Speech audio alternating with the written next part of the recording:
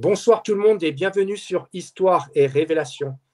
Ce soir, une nouvelle émission avec Christophe Tétard. On va aborder un sujet fort intéressant. On va parler de Nikola Tesla, l'énergie libre et bien sûr les bobines Tesla. Donc, Nikola Tétard, c'est un chercheur indépendant depuis plus de 20 ans. Il est passionné par l'énergie libre, les bobines Tesla et toutes ces innovations technologiques que les circuits scientifiques officiels ont tendance à écarter.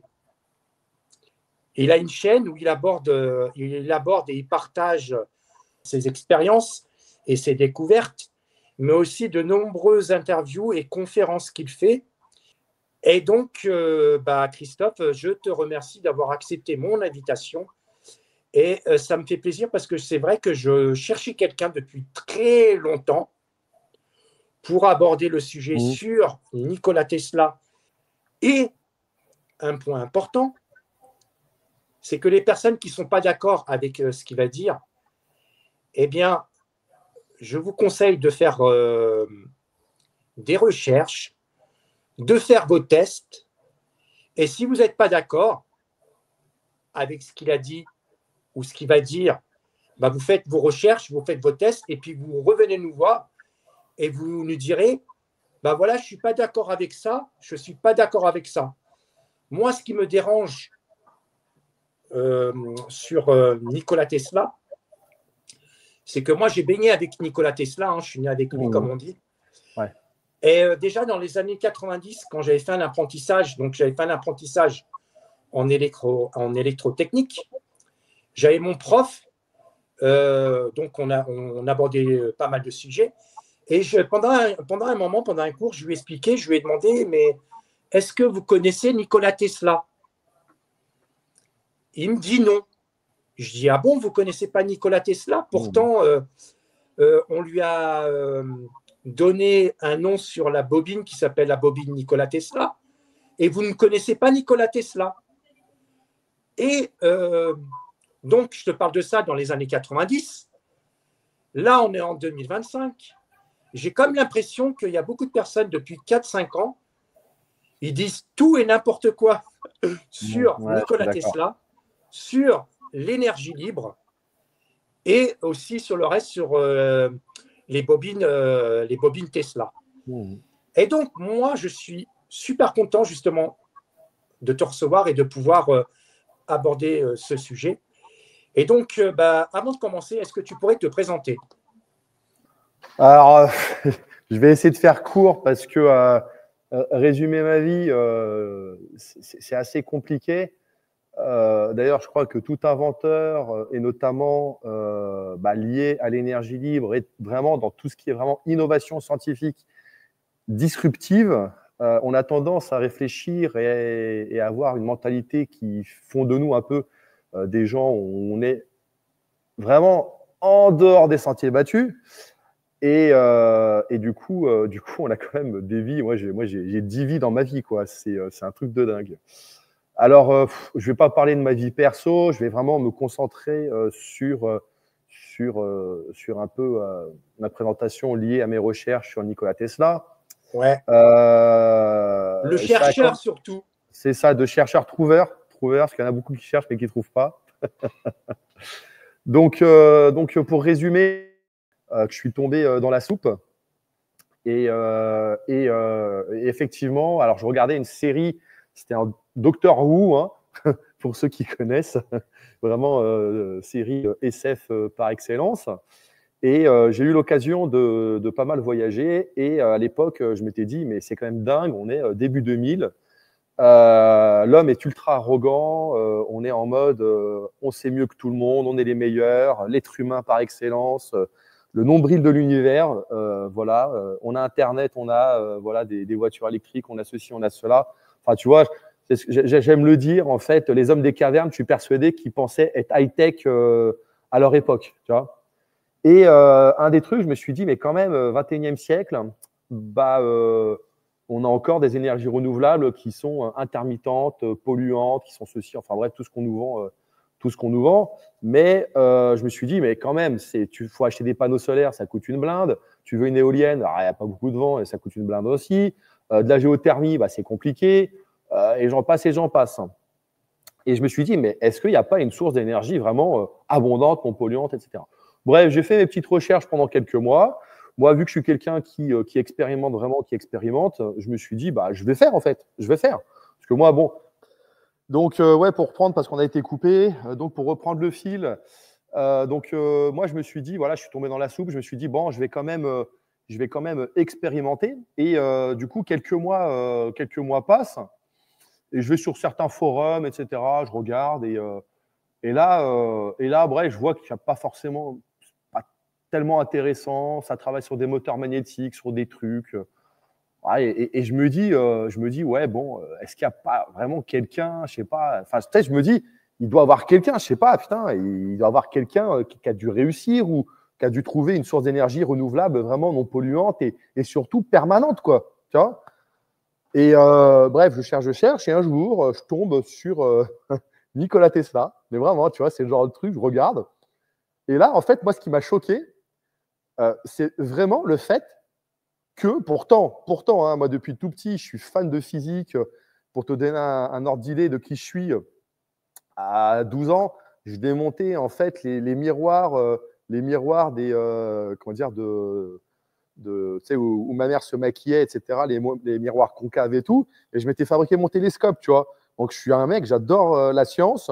Je m'amusais à l'époque avec mon télescope à essayer de mesurer les distances, en fait, des déplacements entre les galaxies et tout. Enfin bref, c'était du délire comme ça, tu vois. Il n'y avait pas Internet à l'époque quand j'étais gosse. Et du coup, je me suis dit, bah, c'est comme ça que je m'amusais, quoi. Et du coup, je me dis, j'avais des super bonnes notes en physique et on ne m'a jamais parlé de Nikola Tesla. Jamais. Et quand j'ai vu le contraste de tout ce qu'il a permis de faire, je fais, mais comment ça se fait, quoi? Comment ça se fait? Donc, en gros, en creusant, bah, je m'aperçois bah, qu'en fait, il y a tout un monde qui s'est ouvert à moi et je me suis dit, waouh, c'est un truc de fou. Et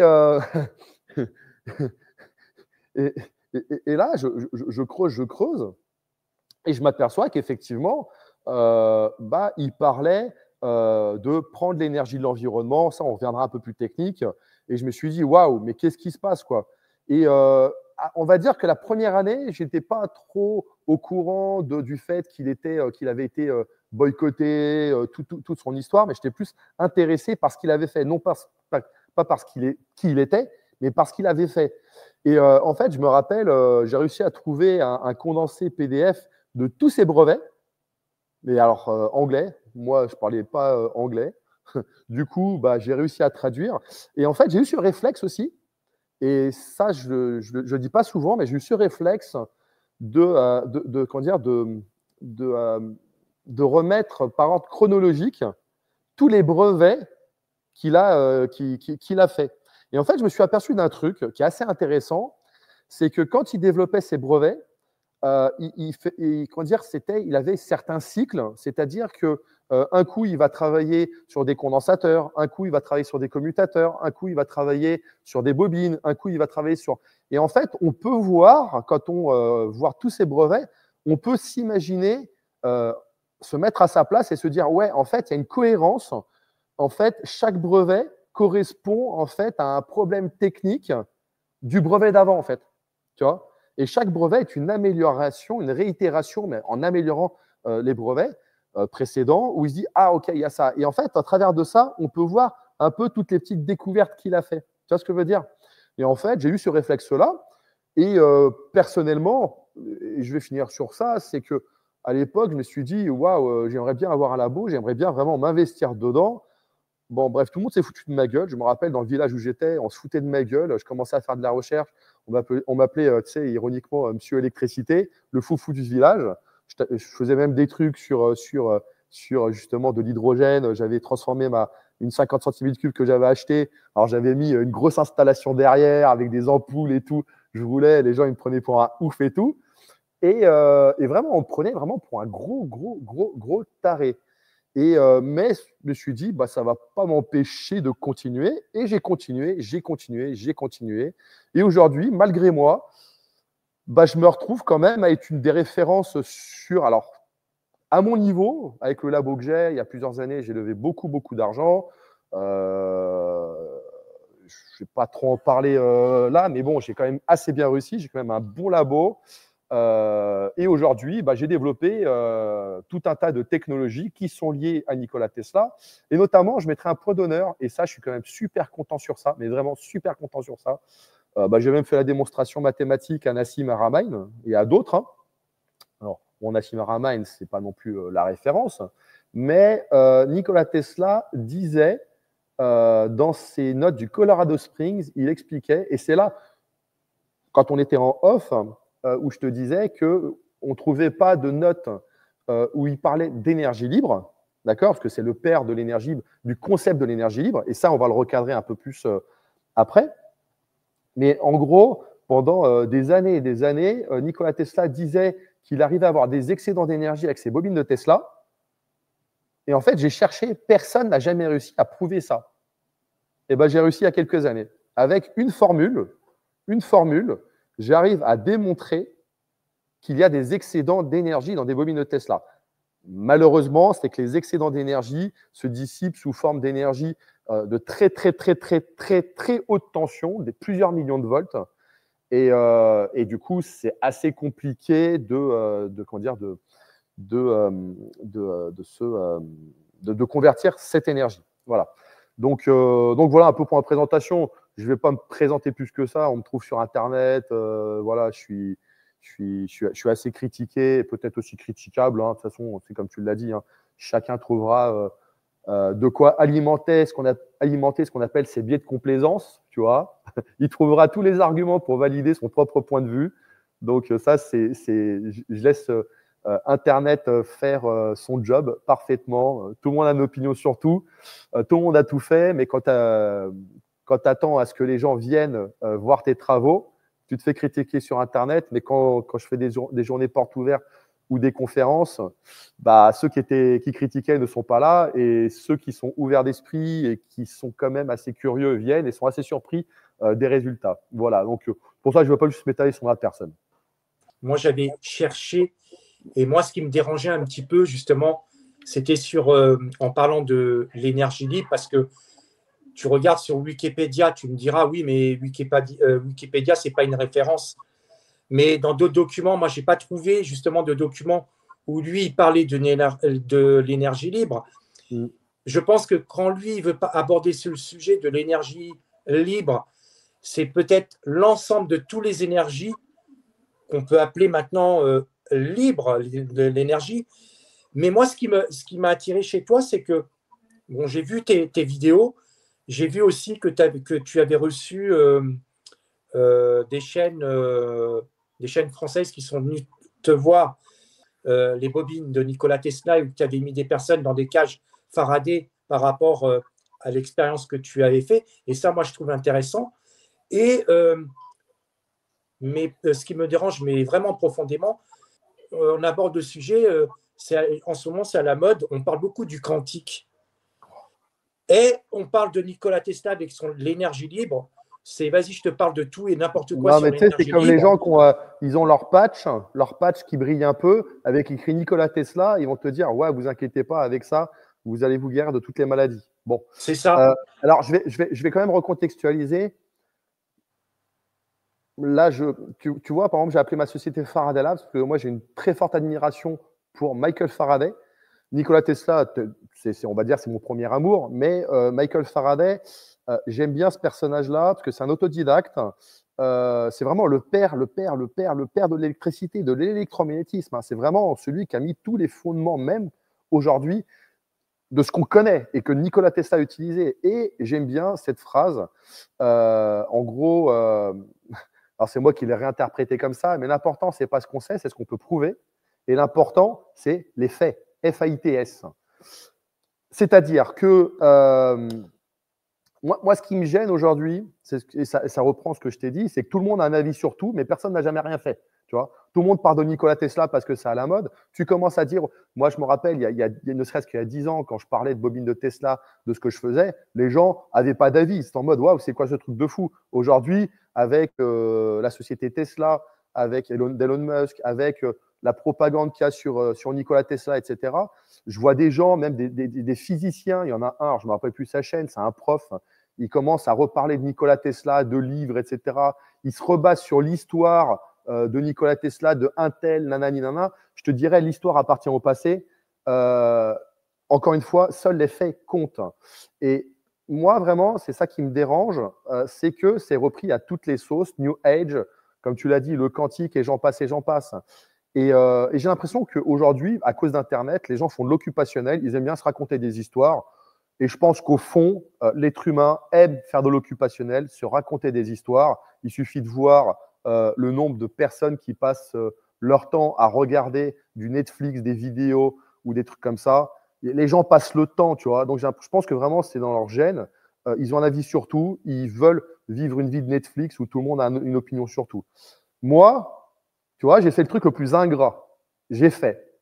D'ailleurs, Bernard Tapie, c'est ce qu'il dit à un moment à un journaliste. Il dit, vous savez, vous, c'est très simple. Hein. Vous avez juste à reprendre de l'information. Ah, c'est sûr, vous prenez aucun risque. Par contre, c'est ce que Bernard Tapie, il dit, moi, par contre, j'entreprends, je fais. Ah bah, je me trompe, je fais des erreurs, je prends des risques. Mais au moins, j'ai le mérite de faire. Tu vois ce que je veux dire?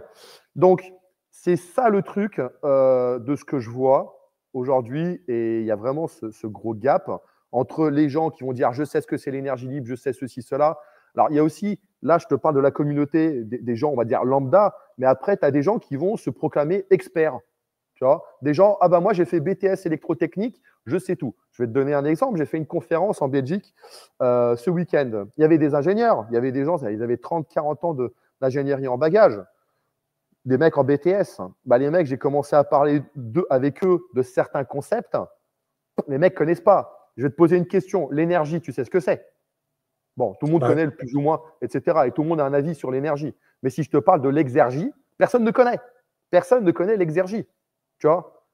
Donc ça me fait doucement rire quand tu as des gens qui viennent. Ouais, mais moi, tu vois, j'ai passé des diplômes, moi j'ai fait ça, j'ai fait ça. Tu as des mecs, ça fait 20 ans, ils n'ont pas utilisé leur diplôme. Et les mecs qui vont dire, ouais, maintenant, moi je sais mieux que toi. Non, moi, ça fait 20 ans où tous les jours, j'expérimente. Tu vois ce que je veux dire? Donc, je cherche, je me plante, je fais exposer des choses, je fais des erreurs, je prends des risques. Tu vois ce que je veux dire? Et pour reprendre, et je vais terminer sur ça, quand tu entends tout et son contraire sur Nikola Tesla, moi, je te rejoins sur ça, c'est que ça me fait un deuxième trou au fondement. Tu vois ce que je veux dire?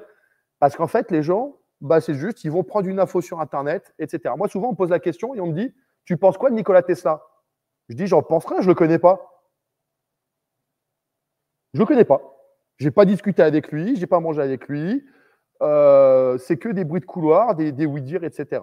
Point. Tu vois. Donc après, si tu veux, on peut quand même, par contre, aborder, moi, techniquement, mon point de vue, et c'est que mon point de vue d'ingénieur, de chercheur, d'expérimentateur, où je peux juste trouver des parallèles, ce qu'on appelle en enquête des faisceaux d'indices concordants.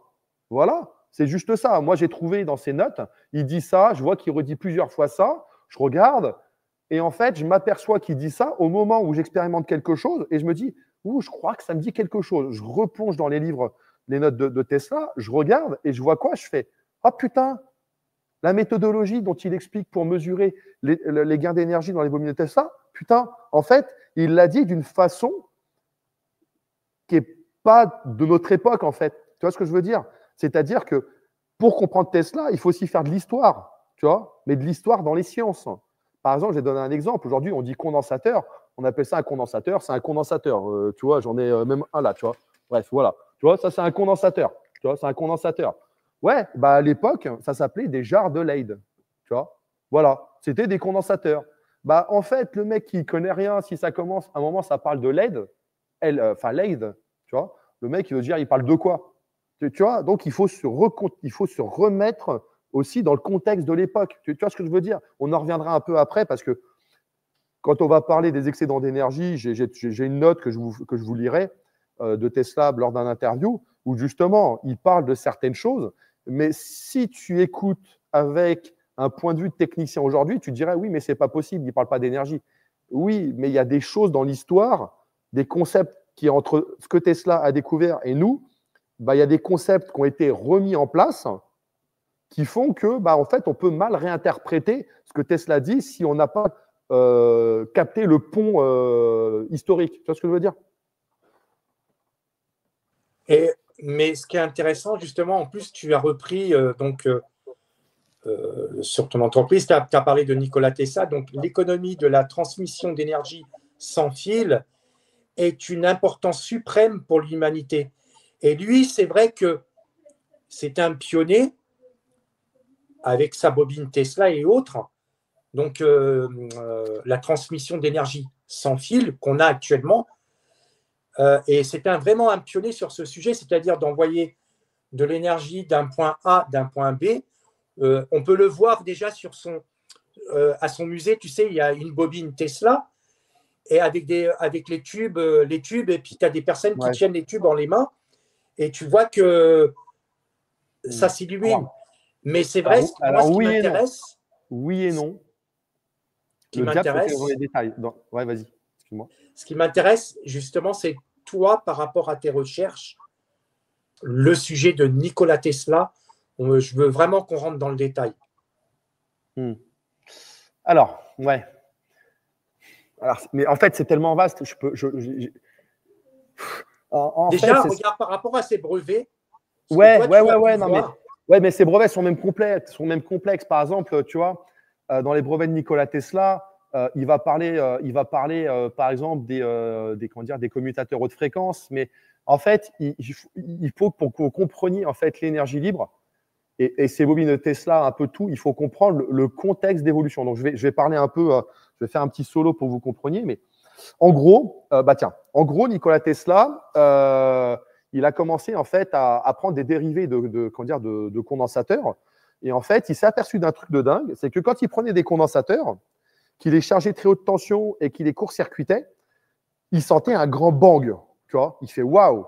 À l'époque, alors encore une fois, et j'insiste, c'est ce que je vais vous dire, et de ce qu'il a dit, c'est une interprétation avec les mots de son époque. D'accord? Donc lui, en fait, il dit waouh, je sens en fait une pression, d'accord? Et même à travers une vitre blindée, il sentait cette pression, tu vois. Il se disait waouh, il y a de l'énergie qui se transmet à travers cette étincelle. Il a fait. Du coup, il se dit bah, qu'est-ce qui se passe? Qu'est-ce qui se passe?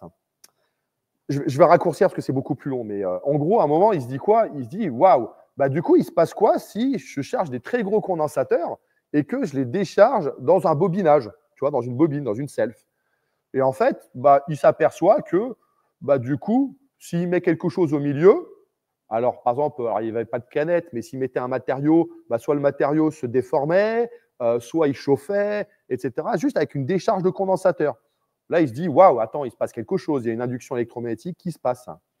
Et en fait, à un moment, il se dit, bah, si je mets un deuxième bobinage au milieu, il va se passer quoi? Bah, là, il décharge le condensateur et là, il voit quoi? Il voit une étincelle.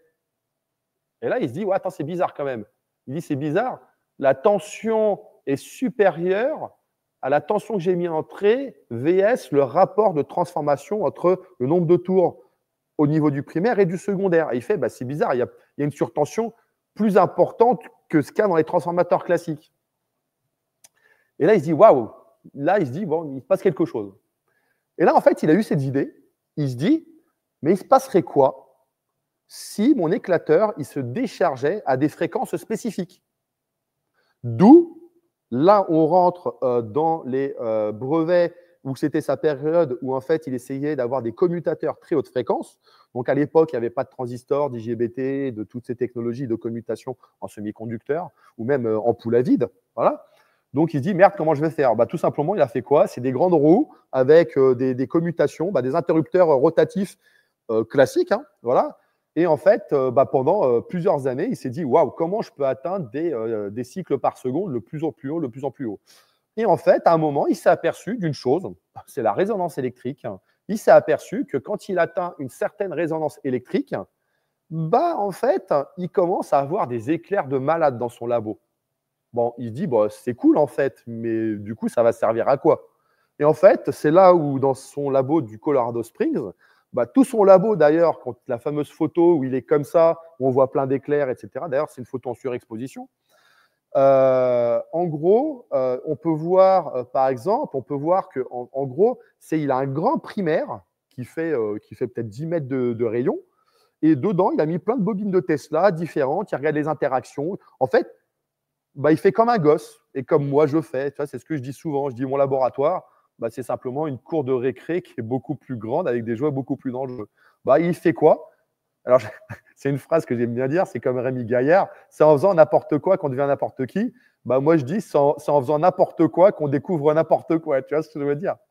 Donc, en fait, Nikola Tesla, c'est ce qu'il a fait. D'ailleurs, de ce que les gens disent, que Nikola Tesla était un grand enfant. Il aimait bien dans son labo dire, raconter des conneries, etc. Parce qu'on le voit comme un mec sérieux. Mais bon, tu vois, c'est le mec, il fallait bien qu'il se détende à un moment. Et bref, il racontait des conneries. Et du coup, il teste plein de trucs et il s'aperçoit qu'à un moment, les bobines de Tesla, quand elles sont aux bonnes fréquences et tout, l'autre, elle commence à avoir des éclairs, l'autre commence à avoir des éclairs. Et bref, et en fait, du coup, à partir de là, il se dit, waouh, tu vois, il s'est dit la folie des grandeurs.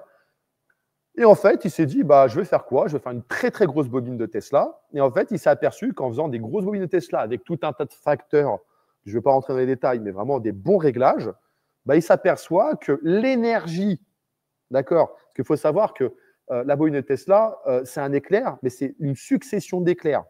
Donc, quand il mesure en fait la décharge du condensateur de la bobine de Tesla, ce qu'on appelle du toroïde ou de la boule, là, c'est comme un condensateur. Et quand il mesure l'énergie de ce condensateur, combien de fois il se décharge par seconde, avec l'énergie déchargée par seconde, là, il calcule un truc et il fait « Waouh, attends, il se passe un truc là. Mes éclairs contiennent plus d'énergie que ce que j'ai mis en entrée. » Il se dit « Voilà, il y a un truc. » Il se dit « Il y a un truc. » Donc là, il commence à se dire « Waouh, je capte une source d'énergie, elle vient d'où, etc. » Donc, il commence aussi parce qu'il a conscience, bien entendu, que les principes de la thermodynamique, on ne crée pas de l'énergie à partir de rien, parce que ça, c'est une phrase que j'entends tout le temps. Ouais, tu crées de l'énergie à partir de rien, les principes de la thermodynamique, etc. etc. Au passage, pour tous ceux qui diraient l'énergie libre, ce n'est pas possible, les principes de la thermodynamique, c'est dans un système fermé, dans un système conservateur. Je défie n'importe qui de trouver un système qui est thermodynamiquement fermé sur son environnement, dans l'univers. Rien. Tout est interdépendant. D'accord?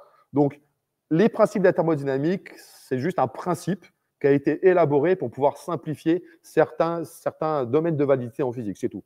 Donc, en fait, Nikola Tesla, lui, il est conscient de tout ça, mais il se dit, merde, comment… Il commence à en parler, tout le monde se fout de sa gueule. Enfin bref, à l'époque aussi, Nikola Tesla, tout le monde se foutait de sa gueule. Voilà. Et c'est assez drôle parce qu'il y a un inventeur qui s'appelle Lind, pas Lind, pas les chocolats, Lind. C'est le premier en fait à avoir réussi en fait à liquéfier de l'air, tu vois. Et en fait, du coup, quand tu compresses des gaz, quand tu les détends, etc., le mec, il s'est aperçu d'un truc de dingue. Il s'est aperçu que il avait des excédents d'énergie, le mec. Et en fait, il publie ça, le gars. Et là, Nikola Tesla tombe dessus. Et là, il envoie un courrier en lui disant « Je te remercie. Je te remercie. » Alors ça, on peut le retrouver, c'est des témoignages qu'on peut retrouver dans des interviews de Nikola Tesla. D'ailleurs, il en parle à la fin de sa vie, au New Yorker, là où il avait sa chambre d'hôtel. Et il explique que du coup, ce jour-là, il était super content parce qu'il y avait quelqu'un qui avait réussi à prouver qu'avec des échanges de l'environnement, on pouvait avoir des excédents d'énergie d'un point de vue système ouvert, comme les pompes à chaleur. Voilà. Et en gros, le Lind, il a plus ou moins créé un peu ce qu'on appellera aujourd'hui des pompes à chaleur. Une pompe à chaleur, si tu prends 1000 joules du réseau électrique, tu vas avoir 4, 5, 6 000 joules qui proviennent de l'extérieur pour te chauffer toi. Donc, ça te revient en fait à avoir plus d'énergie en sortie qu'en entrée. Mais d'un point de vue thermodynamique, l'énergie excédentaire vient de quelque part. Et du coup, Nikola Tesla, lui, il a commencé à comprendre les interactions entre la bobine de Tesla et l'environnement. Tu vois, et à partir de là, il a fait tout un d'expérimentations. Il s'est dit, si la bobine de Tesla joue avec l'environnement, elle influe l'environnement, à quel point, à quelle mesure. Il s'est aperçu que, du coup, avec des grosses bobines de Tesla, avec de la grosse haute tension, on pouvait perturber les lignes de champ électriques. Ces lignes de champ électriques devenaient eux-mêmes des propres générateurs qui permettaient d'alimenter. Alors, son record, au passage, de transmission d'énergie sans fil, c'est 42 km. Et Tesla le dit, il dit, j'ai arrêté parce que je n'arrivais pas à aller plus haut, parce qu'en plus, je n'avais pas les budgets. C'est ça aussi qu'il faut contextualiser. C'est que Nikola Tesla, à l'époque, il y avait des investisseurs, et ces investisseurs, les mecs, moi je le vois aujourd'hui avec les investisseurs, il faut montrer patte blanche, les mecs, alors là je vais être vulgaire, mais t'es un peu leur pute, hein, en vrai. Hein, tu vois, t'es un peu leur pute. Hein. C'est pas Edison, c'est JP Morgan. Alors en fait, il y avait Westinghouse. Oui. Il y avait Westinghouse. Oui. Et exact. Bref, après, mais en fait, c'est plus compliqué que ça. Et aujourd'hui, c'est pour ça que je ne me fie pas. Parce que même moi, tu vois, d'un point de vue extérieur, quand j'essaie de raconter des choses, même moi, c'est hyper compliqué. J'ai du mal à les expliquer, tous les pièges qu'on a dans l'entrepreneuriat. Alors, je ne parle pas à l'entreprise, genre, tu as une boulangerie. Hein, tu vois, je te parle de l'innovation innovée. Moi, j'ai développé des systèmes de transmission d'énergie sans fil par induction, même avec bobine de Tesla et j'en passe. C'est ultra compliqué. C'est ultra compliqué parce qu'on est dans un monde de requins. Quand les gens voient à quel point l'innovation, les investisseurs, hein, je te parle, hein, ils sont en mode fou, et ils essaient de te trouver des clauses, des ceci, des cela, etc., etc. Bref, bon, là, je fais une petite digression, mais c'est ça que j'essaie de faire comprendre aux gens. C'est pas parce que tu vois des choses sur Internet que c'est ce que tu crois, en fait. C'est pas parce qu'il y a un mec en blouse blanche va te dire ça, ou un mec qui va dire « Ouais, moi, je sais mieux que toi », qu'en fait, il sait. Non, parce que j'ai vu sur ma webcam que ça laguait un peu. C'est pas grave. Donc, c'est ça que je veux dire. Tu vois, moi, c'est ce que j'essaie de faire. Pour ça, je fais des conférences. Tu vois, moi, j'ai des moteurs derrière, des trucs que j'ai développés, que j'ai inventés. Je ne peux même pas dire si c'est des inventions de Nikola Tesla, parce que de toute façon, si ça avait été des inventions de Nikola Tesla, ça fait longtemps que tout le monde le ferait. Tu vois ce que je veux dire? La seule chose qu'un inventeur comme moi, on peut faire, c'est s'inspirer de gens, s'inspirer de ce qui est là, de ce qui a été laissé, et en fait, interpréter avec notre propre expérience ce qu'il en est. Tu vois? Moi, je ne sais plus qui disait ça, mais en fait, il disait les points de vue, c'est comme les trous du cul. Tout le monde en a un, mais chacun en a un différent. Tu vois ce que je veux dire? Alors, je suis vulgaire, mais c'est vraiment ça, tu vois. Et c'est pour ça que moi, je suis vraiment terre à terre, en fait. Je suis terre à terre. J'essaye de parler dans les mêmes niveaux de preuve. S'il y a quelqu'un qui vient, par exemple, toi, tu viens dans mon laboratoire, tu me dis, écoute, moi, j'ai envie que tu me prouves que l'énergie libre existe. Il va falloir que je m'adapte à ton niveau, donc tes niveaux de preuve. Tu vois ce que je veux dire? Voilà. Et en fait, il va falloir qu'en plus de ça, que j'évite, tu vois, et c'est là où on rentre dans la psychologie, il va falloir que j'évite d'avoir tout un tas de biais et faire en sorte que je ne te biaise pas dans ta compréhension pour que ce soit vraiment toi qui comprennes l'objectivité de la situation. Tu vois ce que je veux dire? Voilà. Et ça, c'est très compliqué sur Internet aujourd'hui. Tu as dû le voir. Et d'ailleurs, surtout, on n'a pas plus loin que tout à l'heure, je tombe sur un truc sur Insta, et là, il y a un mec, bref, il n'a pas de main et tout, il commence à faire des mouvements, il commence à faire du tirage, etc. Là, tu as tout le monde qui ramène sa science, ouais, tu ne devrais pas faire ceci, alors que le mec, il est hyper costaud. La plupart des mecs qui vont commencer à parler, c'est des mecs qui sont comme ça, qui n'ont jamais soulevé un poids de leur vie, et les mecs, ils vont se dire, vas-y, c'est comme ça qu'il faut faire. Et ça, c'est un peu ça que je suis confronté, tu vois. Ça fait 20 ans que je suis spécialisé dans les bobines de Tesla, vraiment pas l'histoire de Nikola Tesla, pas l'histoire, d'accord, mais l'histoire technique et l'application technique de tout ce que j'ai vu au travers des brevets de Nikola Tesla. Et aussi, je me suis malgré moi spécialisé dans ce domaine de l'énergie libre. Je connais, mais vraiment, quand je te dis tout le monde dans l'énergie libre, alors ceux qui sont morts aussi, il y en a qui sont morts, bref, mais je connais tout. D'ailleurs, mon ami Daniel, ça fait depuis le début de mes recherches, il me suit. À chaque fois qu'il m'envoie quelque chose, il me dit, tu connais? Oui, je connais. Parce que je fais que ça H24. J'ai dédié ma vie. J'ai 41 ans aujourd'hui. Ça fait plus de 20 ans. D'accord? Donc, ça fait la moitié de ma vie que je dédie que ça. Je ne fais que ça. D'ailleurs, j'ai un laboratoire. J'ai mon studio qui est collé au laboratoire. Je vis dans mon laboratoire. À 3 heures du mat, si j'ai une idée, je descends, j'expérimente. Et tu as des gens qui vont arriver sur Internet, qui vont commencer à te dire, moi, je sais mieux que toi. Et quand tu regardes après, tu leur dis, allez, venez, on va faire une petite bataille de connaissances. Vas-y, montre-moi ce que… souvent, je suis assez surpris. C'est que quand les gens viennent ici, je m'aperçois qu'il n'y a plus personne, en fait. Tu vois? Voilà. Et c'est ça que je trouve ça ultra dommage. Je respecte que chacun ait son point de vue, que chacun pense avoir raison, d'accord, légitimer sa réalité, Mais il y a un moment, il faut faire. Il faut agir. Internet, c'est la porte à n'importe quoi. Tout le monde parle, tout le monde a un avis sur tout le monde. Voilà. Donc, non, moi, aujourd'hui, tu vois, j'ai développé des moteurs, j'ai développé tout un tas de technologies, j'ai déposé des brevets. Pour l'instant, bah, mettre sur le marché, tu vois, c'est un autre aspect encore. Tu vois, mettre sur le marché, c'est vraiment un autre aspect. Parce que tout le monde se dit, ça naïvement, moi j'étais le premier, il suffit d'un bon produit, tu le vends et tu inondes le marché. Oh, mais oh là là, mais qu'est-ce que j'ai pensé? Mais non, parce que tu as de la concurrence. Tu vois, tu as les gens qui vont essayer de pomper le truc. Tu vois. Pour Tu te as des donner un peu. requins. Ah, mais quand je vais te dire, tu as des requins, c'est un truc de fou. C'est un truc de fou. Ouais, Et bah oui. je vais te dire, hein, euh, ça, je pourrais te le prouver. Et tu vois, moi, j'ai tendance à aimer prouver. Tu vois, mais quand les gens viennent ici, je leur montre les enregistrements des gens, des propositions que j'ai eues. Ça allait jusqu'à des 300 millions par les Émirats. 300 millions, tu vois. Ça a été jusqu'au Pentagone, jusqu'à Elon Musk, jusqu'à Trump, jusqu'à des trucs, tu n'imagines même pas, mec. Tu vois. Et c'est là, aujourd'hui, je commence à peine à réaliser, tu vois, 20 ans après, enfin, surtout par rapport à ces dernières années où ça a comment activé, où là, où moi-même, je commence à réaliser à quel point mes découvertes, je commence seulement à réaliser là, où je me dis, waouh, parce que tu vois, moi, je fais tous les jours, donc pour moi, c'est banal, tu vois. Tu vois, j'ai ce biais-là où pour moi, c'est banal. Mais quand je commence à voir la traction que ça fait par rapport aux investisseurs, tous ces gens-là, je deviens fou. Je deviens fou. Tu vois, là, j'ai fait des conférences ces dernières semaines. Là, j'ai encore des investisseurs, des gens qui me disent, ouais, vas-y, viens là, au Québec, au ceci, au cela. Tu vois ce que je veux dire?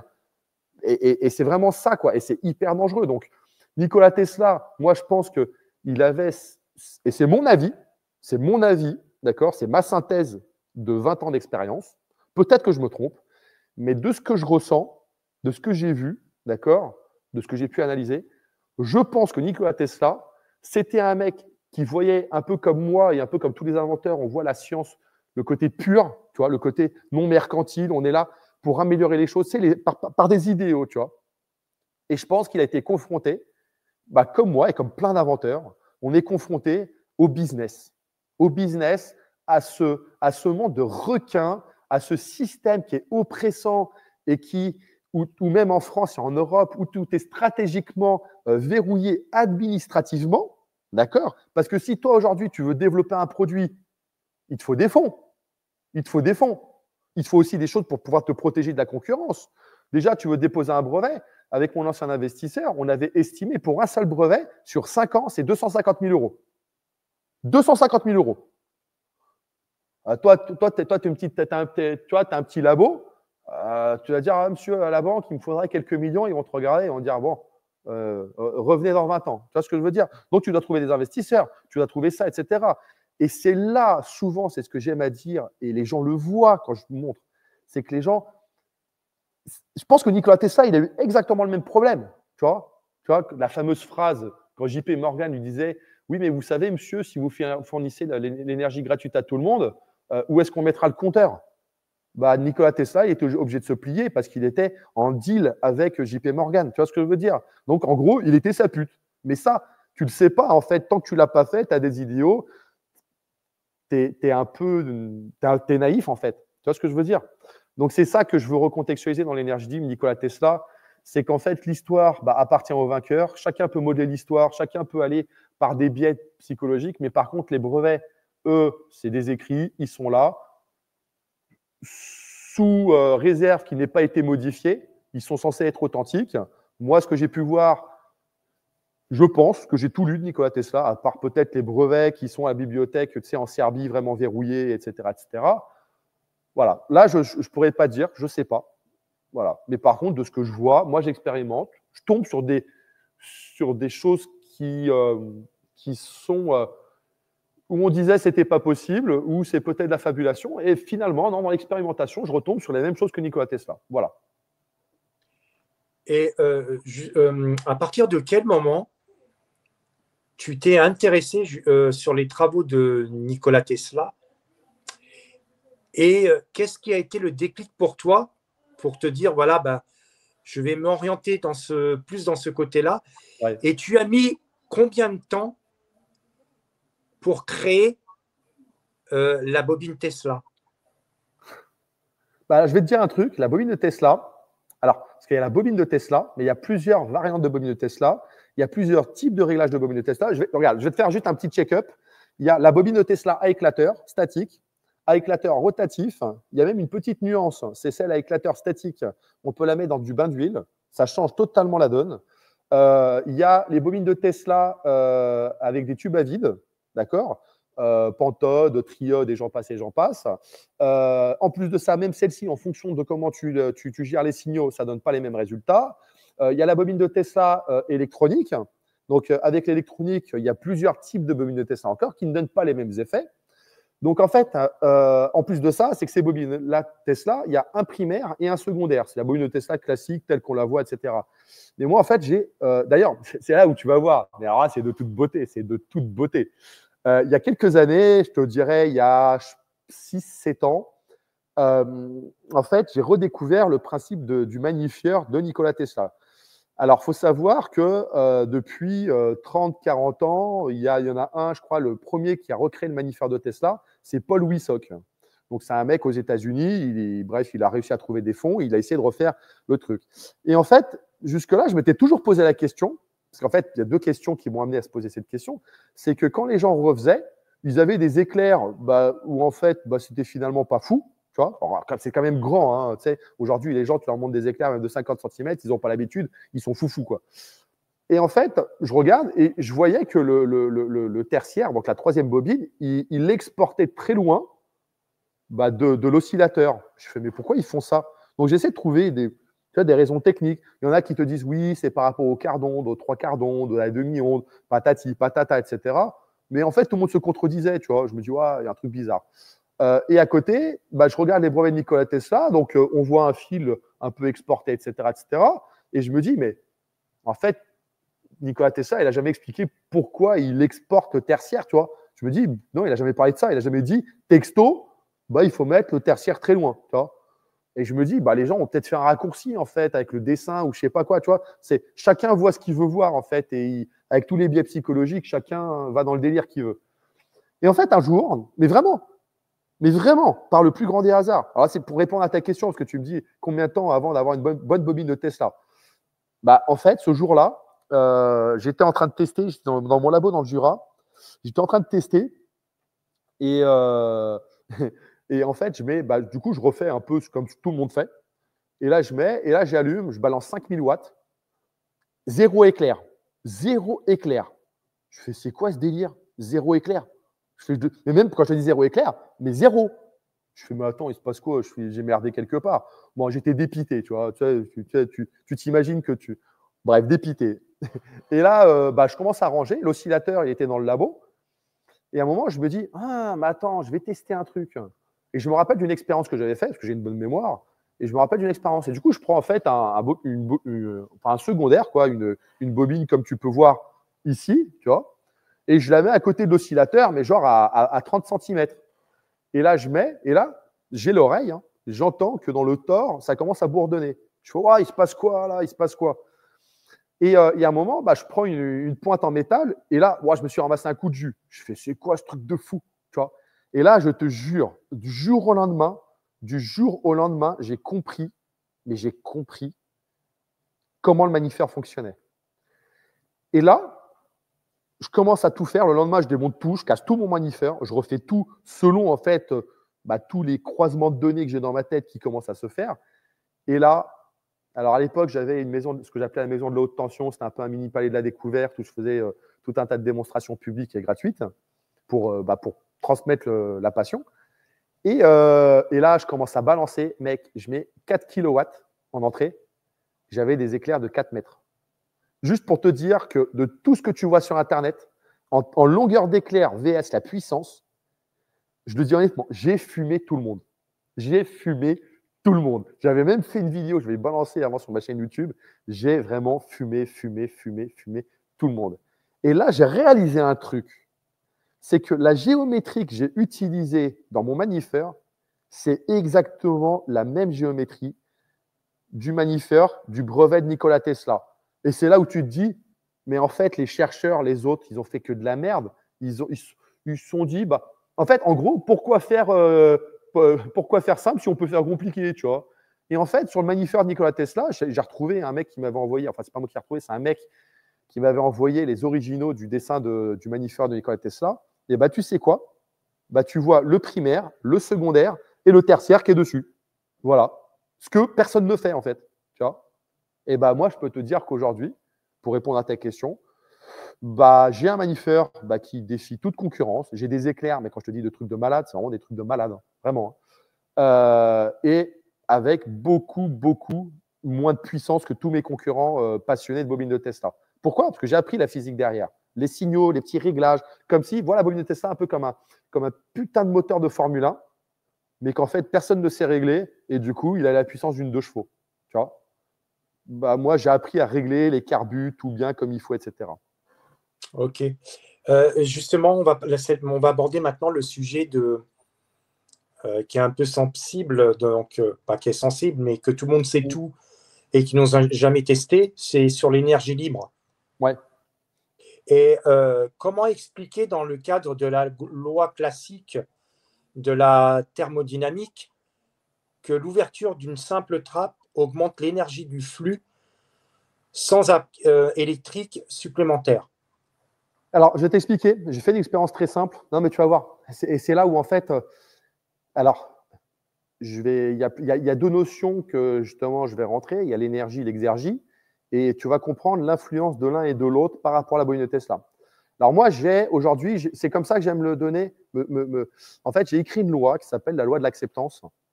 Bref, c'est un peu compliqué. J'en rigole moi-même, mais c'est un peu compliqué.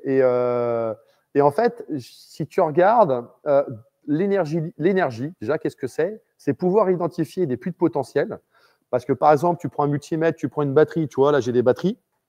Attends, je vais prendre la petite. Tu vois, j'ai des batteries. Et en fait, si tu regardes sur la borne, tu as un noir et un plus. Ouais. Donc, en fait, c'est une convention. On dit, bah, il y a plus de ceci par rapport à plus de cela, parce que différence de potentiel. Et vois ça, en fait, le plus rouge de la batterie, comme si tu avais en fait une pierre qui était à 2000, 3000 mètres d'altitude, et qu'en fait, le potentiel est là, mais un potentiel qui est là, c'est juste un potentiel, point. D'accord? Et bien, en fait, l'énergie libre, c'est quoi? C'est prendre un petit levier, d'accord? Parce que tu as identifié une source potentielle d'énergie, et en fait, déséquilibrer ce potentiel pour qu'il puisse te fournir beaucoup plus. Bah, si ce rocher, il fait plusieurs tonnes et qu'il dévale 3000 mètres, imagine l'énergie potentielle que tu as. Et pourtant, moi, j'aurais mis très peu d'énergie, en fait. D'accord? Alors, peut-être pour ma carcasse monter là-haut, etc., etc. Voilà. Mais en termes d'énergie potentielle, bah, l'environnement m'aura donné plus que ce que moi, j'ai fourni. C'est tout. Mais on ne parle pas de créer de l'énergie à partir de rien. Donc, il faut que tu comprennes, c'est ça, c'est identifier les puits de potentiel et trouver la façon, le petit levier qui me permet d'activer ce puits de potentiel, mais de le laisser s'écouler, un peu comme une rivière. Prends un barrage, tu as un potentiel qui est là, bah, tu fais un petit trou dans le barrage, ça ne m'a pas coûté grand-chose, et pourtant, bah, tu vois, les centrales hydroélectriques, c'est de l'énergie libre, mais perpétuelle à l'échelle de l'humain, en fait, et du cycle de l'eau. Tu vois ce que je veux dire? Alors, le parallèle que je vais faire avec ça, c'est que, par exemple, j'avais fait une expérience à l'époque, quand j'avais commencé à mesurer les excédents d'énergie, des bobines de Tesla, parce que tu vois, tu as des modèles. En fait, il faut savoir un truc, c'est qu'en physique, les lois n'existent pas. Les lois, ce sont des concepts d'êtres humains pour justifier certains mécanismes. C'est tout. D'accord? Dire que l'être humain dise je connais les lois, c'est comme ça serait pour se prendre pour Dieu. Je veux dire prévoir l'avenir et dire que les lois sont immuables. Non, ça, faut arrêter. D'accord? Il faut savoir que tout n'est qu'une question de modèle. D'accord? Les principes, ça, c'est des modèles. Par exemple, on va te dire au soleil, vas-y, le soleil, il fait tant de température, tant de ceci, tant de cela. Non, on a juste créé des outils qui sont à l'extension de nos sens pour pouvoir justifier une compréhension de quelque chose, en fait. Tu vois ce que je veux dire? Mais on n'est pas allé foutre un thermomètre au cul du soleil, quoi. Tu vois ce que je veux dire? On n'y était pas. Tu vois? Et d'ailleurs, la science prouve tous les jours que les modèles qu'on pensait il y a 10 ans, bah, ils sont erronés aujourd'hui ou ils sont affinés. Tu vois ce que je veux dire? Donc, le parallèle que je veux te faire avec ça, c'est que quand j'ai commencé à capter qu'il y avait des excédents d'énergie, il a fallu que je justifie d'où viennent ces excédents d'énergie. Donc, j'ai développé une théorie, des hypothèses, des expériences qui m'ont montré que oui, effectivement. Donc, en fait, l'hypothèse principale, c'est la Terre, il y a la magnétosphère, il y a l'ionosphère, et en fait, on vit dans ce qu'on appelle une électrosphère. C'est-à-dire, on a un champ électrique qui est perpétuel. On a une polarisation qui est liée à l'ionosphère. Les radioamateurs connaissent. D'ailleurs, en fonction des éruptions solaires, en fonction de s'il fait nuit, etc., eh ben, tu ne dois pas régler pareil tes postes radio, tes émetteurs et tes récepteurs. Et ben, ce qui se passe, c'est que la haute atmosphère charge comment dire, polarise la Terre, d'accord. Et en fait, quand la Terre est trop polarisée, ça crée des orages. Voilà. Donc, il faut savoir, c'est cette notion-là qu'il faut comprendre, c'est que l'énergie autour de nous, les orages sont là. Et ben moi, ce que je pense, j'en suis convaincu à 95%, c'est que la bobine de Tesla capte l'énergie de ce champ électrique, d'accord, comme la foudre qui s'exprime naturellement. La bobine de Tesla perturbe les lignes de champ électrique et un peu comme un effet Venturi, je dirais, absorberait les lignes de champ électrique pour favoriser un écoulement de moindre résistance, d'accord, vers la Terre. Alors, c'est là où je vais rentrer dans le principe justement de l'énergie et l'exergie. Et c'est toi de l'acceptance. Alors, on va faire un petit parallèle. Tu vois, le biomimétisme, c'est hyper important en sciences. C'est-à-dire que si tu regardes, par exemple, la foudre, quand elle tombe, elle a une certaine forme. Et si tu regardes cette forme-là, tu regardes, ça fera pareil que les feuilles. Tu vois, les branches, ça monte pareil. Et si tu regardes même dans les feuilles, tu regarderas, ça fera pareil. Et si tu regardes même nos vaisseaux sanguins, ça fera pareil. Si tu regardes les racines de l'arbre, ils vont aller, ça fera pareil.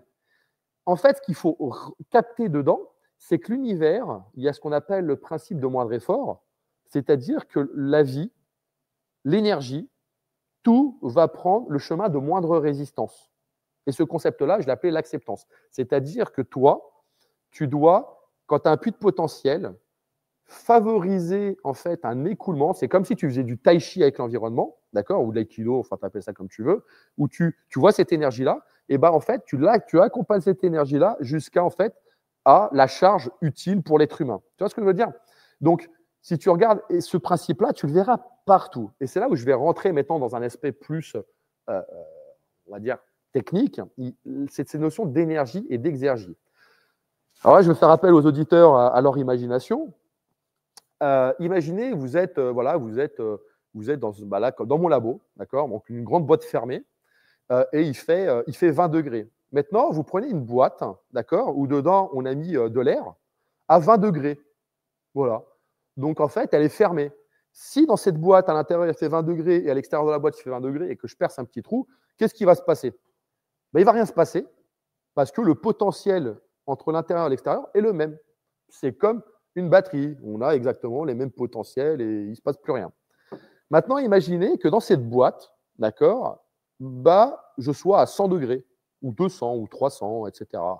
Et si je fais un petit trou, il va se passer quoi? Il va se passer que l'énergie va s'exprimer par ce petit trou. L'exergie, qu'est-ce que c'est? C'est comprendre tout ce phénomène, d'accord, qui englobe l'énergie. Tu vois, c'est vraiment c'est au-dessus de l'énergie, l'exergie, tu vois, c'est extérieur à l'énergie, d'accord? Donc, c'est ça qu'il faut comprendre, c'est que l'énergie libre, qu'est-ce que c'est? C'est toujours prendre ces puits de potentiel et les utiliser. Tu vois ce que je veux dire? Regarde, par exemple, c'est ce que j'ai dit, les panneaux solaires, c'est l'énergie libre, le vent, c'est l'énergie libre, etc. D'accord? En fait, il faut juste payer l'outil qui permet d'extraire, de convertir l'énergie de l'environnement. C'est tout. Moi, j'ai des moteurs, il a fallu que je les fabrique, que je les paie, tu vois. Même si on ne parle pas d'argent, il a fallu du temps, d'accord? Il a fallu que je paie du temps pour pouvoir les faire, tu vois. Et donc, le petit parallèle par rapport à tout ça, c'est que, et je terminerai sur ça pour l'expérience qui démontre que je pense avoir raison, c'est que la bobine de Tesla, j'ai fait des expériences, j'ai fait des éclairs et tout, et je me suis aperçu d'un truc, c'est qu'à un moment, quand je ne faisais pas sortir les éclairs de la bobine, j'ai un gros tore en alu bien épais de plusieurs millimètres et tout, et j'étais à quelques watts, et là j'entendais dedans, pourtant il y avait 0 éclair, j'entendais poum, poum, j'entendais le métal qui se dilatait, un truc de fou, tu vois, vraiment. Et en est témoin des gens à l'époque dans le Jura qui étaient là, ils entendaient. Hein. Vraiment, ça bougeait. Et en fait, je me suis dit, mais on a l'électrosphère, la bobine de Tesla, bah, c'est un circuit résonant avec un condensateur, bah, du coup, qui est ouvert sur l'environnement. Et je me suis dit, bah, je vais faire une expérience à la con. Parce que le postulat, c'était quoi? Si on a un condensateur dont les plaques varient, mais dans un condensateur qui, lui, est fixe, qu'est-ce qui va se passer? Et ben, je me suis amusé à faire un truc qui est assez dangereux. C'est qu'en fait, j'ai créé un condensateur avec un champ électrique continu comme celui de la Terre, qui est vraiment hyper dangereux. Donc, j'étais à des 500 000 volts. Les 500 000 volts en courant continu, c'est très, très dangereux. Et en fait, je me suis amusé. Alors, bref, j'étais avec mes manches à balai, tout isolé, avec des centres de tension. Et j'ai pris les plaques. Et quand elles étaient fixes, bah, j'avais aucune énergie aux bandes de dans mon condensateur et du coup de tension aux bandes de mon condensateur. Mais dès que j'ai commencé à faire varier le condensateur, eh ben, j'ai vu des signaux bah, qui apparaissaient à l'oscilloscope. Et la formule du condensateur, c'est 1/2 CV au carré. Donc, si tu as une tension aux bornes de ton condensateur, ça veut dire que tu as une énergie stockée dans ton condensateur. Et du coup, moi, mon condensateur, au préalable, il n'était pas chargé. Et d'ailleurs, tous ceux qui ont des condensateurs et un oscilloscope, amusez-vous. Je l'avais déjà fait il y a déjà quelques années. Tu prends un condensateur, tu le mets sur un multimètre ou un oscilloscope et mets des coups de marteau dessus. Alors, il faut savoir qu'un condensateur, ce n'est pas un piézoélectrique. Hein. C'est juste de l'alu, etc. Et ben, tu sais ce que ça te donne? Tu vois qu'en fait, tu génères de la tension. Pourquoi? Parce qu'en fait, les plaques à l'intérieur, tu les fais mouvoir dans le champ électrique terrestre. Tu vois? Donc voilà. Donc, bon, j'ai un peu parlé, mais tout ça, il faut comprendre que la recherche, c'est aller là où tu ne sais pas, en fait, mais quand même avoir des boucles de rétrocontrôle, de rétroaction. Tu essaies de réfléchir du pourquoi, du comment, admettre que tu as pu te tromper à un moment donné, te remettre en question H24, etc. Chose que je ne vois pas beaucoup sur Internet. Tu vois ce que je veux dire? Pendant la conférence, ou la seule fois où tu es tombé dessus que Nikola Tesla parlait de l'énergie libre, est-ce qu'on peut prétendre, toi et moi, par rapport à ce que tu viens de nous décrire, que Nikola Tesla, dans son époque, avec son langage de l'époque, il parlait de ça exactement?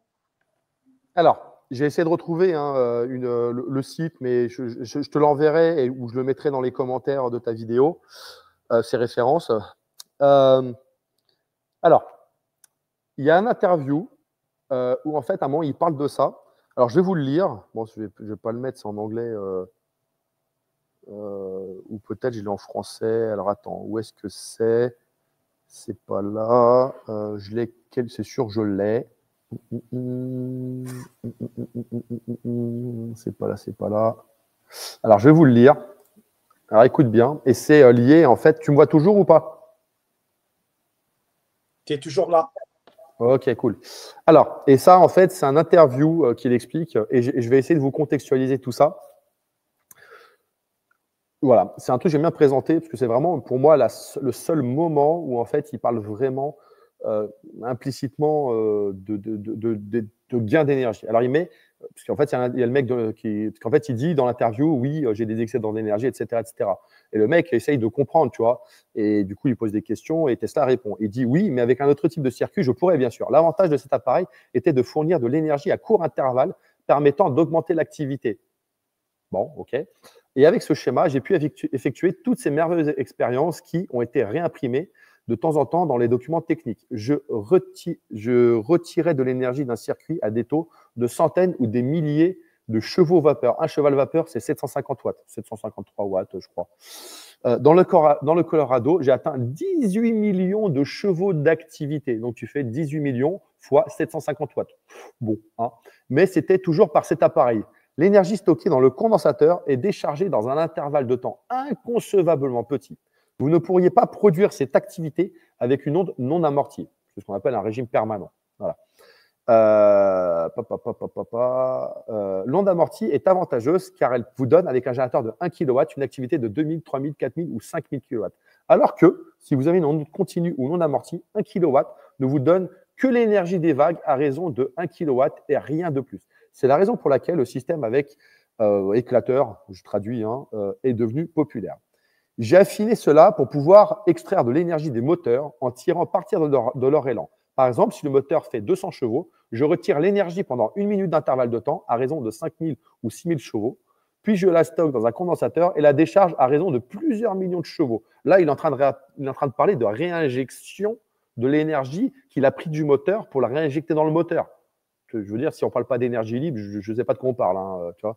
C'est ainsi que ces merveilleux effets sont produits. Le condensateur est l'instrument le plus merveilleux, comme je l'ai dit dans mes écrits, parce qu'il nous permet d'atteindre de plus grandes activités que celles qui sont pratiques avec des explosifs. Il n'y a pas de limite, et je précise, à l'énergie que vous pouvez développer avec un condensateur. Il dit bien développer. Il y a une limite à l'énergie que vous pouvez développer avec un explosif. Une expérience courante, par exemple, dans mon laboratoire de Houston Street, consistait à faire passer l'énergie d'une bobine à un taux de plusieurs milliers de chevaux vapeur, à mettre un morceau de papier d'aluminium épais sur un bâton et à l'approcher de cette bobine. Le papier d'aluminium fondait. Et non seulement fondait, mais pendant qu'il était encore sous cette forme, il s'évaporait et tout le processus se déroulait dans un intervalle de temps si petit que c'était comme un coup de canon. Instantanément, je l'ai mis là, il y a eu une explosion. C'est une expérience frappante. Cela montre simplement la puissance du condensateur. Et à ce moment-là, j'étais si téméraire que pour démontrer que mes théories étaient correctes, ça me fait rigoler parce que je l'ai fait plein de fois moi aussi, des trucs comme ça, tu vois. Je mettais ma tête dans cette bobine et je n'étais pas blessé. Mais je ne le ferai pas maintenant. Tu vois. Et en fait, ce qui est intéressant, parce que je sais comment les techniciens vont réfléchir, ils vont dire oui, mais les chevals vapeur, c'est pas de l'énergie, patati patata. Alors qu'en fait, si, parce qu'en fait, les chevaux vapeur, bah, c'est bien une puissance que tu peux développer par unité de temps pour pouvoir te mouvoir. Et d'ailleurs, et c'est là où tu vois, et je terminerai sur ça, et que c'est hyper important, c'est que à l'époque de Nikola Tesla, il n'y avait pas, alors c'est un peu technique ce que je vais dire, mais c'est pour les techniciens, il n'y avait pas ce concept de puissance apparente, active, réactive, etc. etc. C'est Paul Bouchereau, vers les années 40, qui a développé ce concept-là. D'accord. Mais à l'époque, en fait, on parlait de l'énergie, point de l'énergie. Il n'y avait pas ce concept de… Voilà. Donc, quand Nikola Tesla parle d'énergie, contextuellement, par rapport à ce qu'il dit de l'époque, il parle d'énergie. D'accord. D'ailleurs, on le voit après dans ce que j'ai cité. Il utilise soit puissance, soit énergie. D'accord. Il dit exactement la même chose pour dire la même chose. Et ce qu'il dit là, techniquement, c'est un truc de fou. C'est un truc de fou. Parce que c'est exactement ce que j'ai constaté dans mon labo. C'est vraiment un truc de dingue. Voilà. Donc, pour répondre à ta question, oui, il y a des preuves, mais c'est des preuves qui ne sont pas directement dit ouais, bon, voilà, j'ai fait ça, parce qu'en plus de ça, en tant qu'inventeur, et moi aussi, c'est ça qui fait chier, tu vois, c'est que je suis obligé de faire attention au langage que j'utilise, parce qu'en fait, tu sais, tu t'attires les foudres ou tu as des gens qui…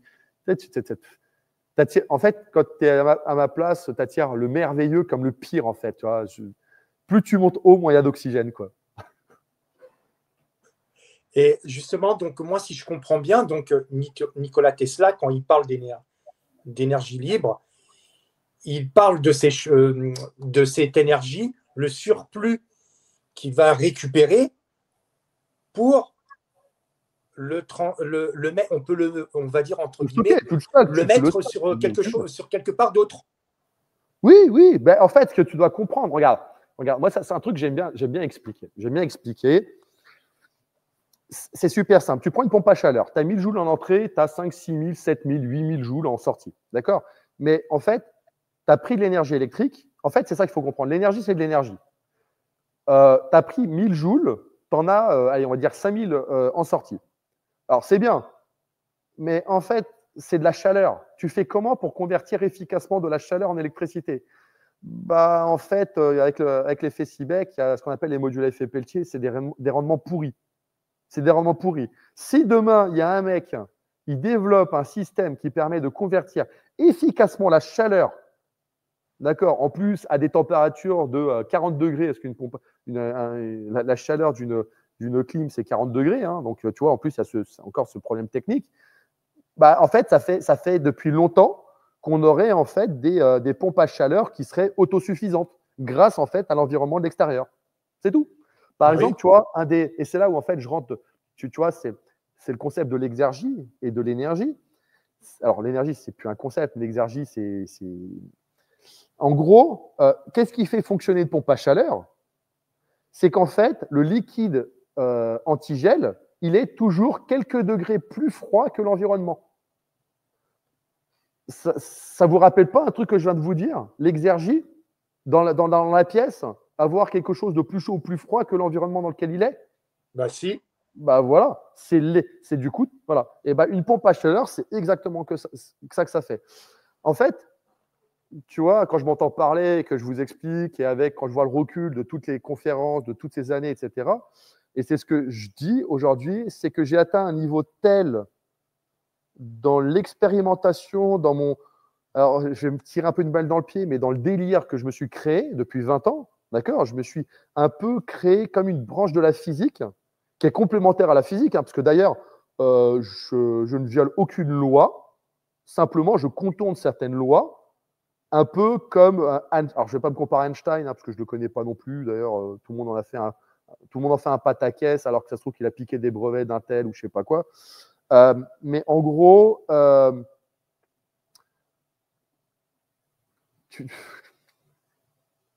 j'ai atteint un niveau avec des concepts qui me sont propres que c'est ultra compliqué d'assimiler ça à des gens qui n'auraient pas, en fait, au moins, je pense, 10 ans dans un domaine bien particulier, parce qu'en plus, là où je bosse, ça a été multidisciplinaire. C'est-à-dire qu'il a fallu que je mette plusieurs casquettes, de l'électronique, de la conception. Je fais tout. Tu vois, je fais de la 3D, je fais de la mécanique, je fais de l'électronique, je bosse aussi sur de l'hydrogène, je bosse sur un milliard de choses. Et en fait, c'est tous ces petits ateliers, tu sais, un peu comme quelqu'un qui veut être, je sais pas, un gymnaste olympique, tu vois. Bah, ces mecs-là, en fait, on s'en rend pas compte, mais ils vont faire du yoga, ils vont aller courir, ils vont aller faire de la piscine, ils vont faire de la musculation. Alors, vous vous en doutez, ils vont faire des assouplissements, mais ils vont aussi faire de la biologie pour connaître leur corps, savoir comment s'améliorer. Ils vont faire de la psychologie pour savoir comment gérer leur stress face à une compète. Tu vois. Et c'est ça que je reproche aujourd'hui à la science, c'est que tout est ultra cloisonné. Chacun est libre de penser est-ce que c'est volontaire ou pas. Pour ma part, je pense que c'est volontaire. D'ailleurs, c'est ce que je t'ai dit. Hein. Il suffit de relire le mémoire de Rebecca, je ne sais plus comment, sur l'impossibilité de l'émergence de l'énergie libre. Et elle explique justement comment c'est possible de contrôler la science, en fait. Bah, comment tu contrôles la science? Tu contrôles la science par l'éducation. Tu contrôles la science en rendant, l'accès à certains niveaux de discipline compliqués ou avec un habile programmation psychologique, tu fais galérer les gens en leur faisant croire ouais, c'est top niveau, c'est hyper compliqué. Tu mets des formations sur plusieurs années, les mecs avec des formations payantes. Crois-moi que le mec, à la fin, si tu lui fais sentir que c'est un dieu parce qu'il a un diplôme, le mec, il va venir te voir, le mec, il va être ultra arrogant et il va dire ouais, mais moi, j'ai un diplôme. Tu vois ce que je veux dire? Donc voilà, d'ailleurs, c'est ça que tu regardes, c'est que la plupart de tous les grands scientifiques, quand ils arrivent à 70-80 ans, ils font des ultra mea culpa et les mecs, ils se disent waouh, j'ai pas fait de la science en fait, j'ai fait de la propagande, quoi. Tu vois. Yes, on va arriver à un terme à notre vidéo. Ouais. J'ai trouvé ça fort intéressant. Je te dis, on peut faire un milliard de vidéos, hein, parce que c'est ça. Là, tu vois, mais je pense que ça ne sera pas la dernière. Hein. Là, je t'ai pas parlé sur tous les inventeurs, les gens qui sont, bref, que je connais, qui ont bossé avec d'autres inventeurs qui sont morts. Enfin, des trucs de fou, hein. Mais vraiment, hein, J'aimerais bien pour la prochaine fois, si tu es d'accord, si tu peux nous faire fonctionner, qu'on puisse voir un petit peu la bobine Tesla. Ouais, alors oui et non, ça va être compliqué parce que alors j'en ai plusieurs. Le plus simple possible, tu me fais. Bon, après j'ai des vidéos, hein, donc si c'est pour ça, mais ouais, mais c'est ouais, au pire, je pourrais mettre une petite bobine, vous expliquer un peu vite fait 2-3 trucs. Bon, yes. Ouais, pourquoi pas.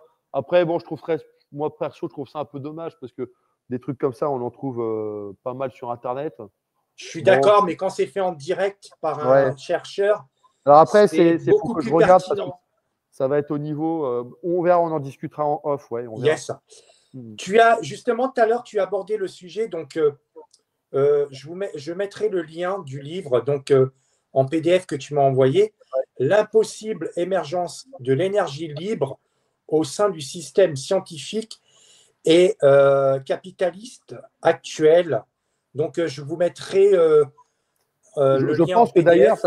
Je pense que d'ailleurs, ça serait intéressant de faire une vidéo à 3 avec elle, pour la contacter, parce que tu vois, alors bon, et je vais terminer sur ça, mais je ne veux pas dire que j'ai des tracteurs, mais il y a par exemple des youtubeurs, je ne citerai pas, mais à un moment, dans une de ces, je crois sur Insta ou je ne sais plus quoi, il en parle justement de ça, et il commence à dire oui, mais c'est n'importe quoi ce qu'il raconte, etc., etc.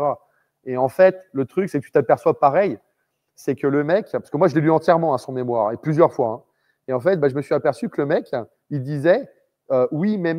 Donc, il argumentait pour dire que ce n'était pas possible, sauf que en fait, ces arguments-là, elle-même, c'est vrai que tu vois, elle en parle dans son mémoire et elle les explique aussi, tu vois. Donc, en fait, tu vois des mecs comme ça, que c'est des détracteurs, en fait, ils font des raccourcis intellectuels et en fait, juste parce qu'ils ont lu 3 pages, ils se sont fait un avis sur 3 pages et les mecs disent ah ouais, je connais. Et du coup, elle a pas. Mais la nana, elle a expliqué 10 pages après, en fait. Fallait juste lire, en fait, tu vois. Yes. OK. Eh bien, écoute, Christophe, merci à toi d'avoir accepté. C'est toi qui est venu vers moi. Alors oui. Et oui, donc, moi, j'ai accepté avec grand plaisir parce que moi, je t'ai découvert, j'ai vu tes vidéos. Franchement, j'adore ce que tu fais. Et heureusement qu'il n'y en a pas beaucoup qui le font, mais avec du sérieux. Et donc, je voulais te remercier pour ça. Bon, la petite anecdote, c'est parce que sur une de tes vidéos, il y a quelqu'un qui parlait des moteurs quantiques de l'énergie libre. Ouais, moteur quantique, on en bouffe tous les jours. Voilà, c'est ça, c'est ça. Et du coup, ça m'a fait grincer des dents. Et bon, le but, c'était pas forcément de faire une vidéo ensemble, mais c'était pour t'expliquer mon point de vue en privé sur un peu tout ça, quoi. C'est ça. Mais moi, j'aime bien parce que c'est vrai que de la façon que tu l'as expliqué, puis en plus, raison de plus, toi, tu l'as prouvé, tu as fait tes recherches et tout, d'expliquer ce que c'est. Tu écoutes les gens parler de l'énergie libre, ou ne serait-ce, comme tu l'as dit, le moteur quantique, et j'en passe. C'est un peu du fourre-tout. Oui, c'est ça, clairement. Ouais, non, mais clairement. C'est ouais, c'est ça. C'est tellement fourre-tout. Et j'ai l'impression qu'aujourd'hui, on est dans une société. Et encore une fois, c'est mon avis. Et comme mon avis, en fait, n'importe que moi, je me demande si ça vaut la peine de le partager. Mais bon, j'en profite de te parler et que ce soit public pour le dire. Mais j'ai l'impression qu'effectivement, les gens sont comme un peu à la recherche de quelque chose. Et en fait, ils veulent se sentir exister. Donc, à travers se sentir exister, ils sont poussés par comme une validation sociale, comme regarde, je sais aussi, et tu le vois souvent, c'est un truc qui me fait délirer, c'est tu vas dans des soirées, tu en as un qui va parler de quelque chose qu'il a vu à la télé ou sur Insta ou sur YouTube ou je sais pas quoi, et tu as des réflexes de gens, ah oui, moi aussi je l'ai vu. Ouais, ok, c'est cool. Mais d'où vient le fond? Qu'est-ce qui pousse la personne, tu vois, à vouloir dire ouais, moi aussi je l'ai vu? Et en fait, c'est l'intégration sociale, c'est la reconnaissance sociale, et tout ça, en fait, on finit par l'ego. C'est ça. Yes. Merci à toi. Donc, n'oubliez pas de partager la vidéo, de liker. Je vous dis à très bientôt et je pense que d'ici quelques temps, on fera une autre vidéo ensemble, voire une troisième à 3.